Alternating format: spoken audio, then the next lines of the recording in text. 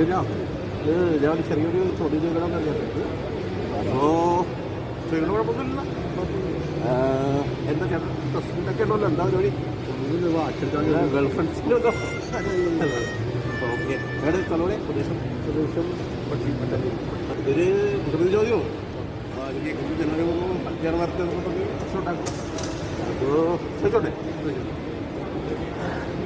കാണുമ്പോൾ പൊങ്ങുമ്പോൾ പോകുമ്പോൾ താഴും.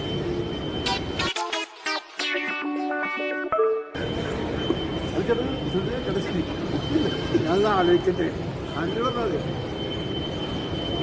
ലാസ്റ്റൊരു കുസൃതി ചോദ്യം എത്ര ഉള്ളൂ?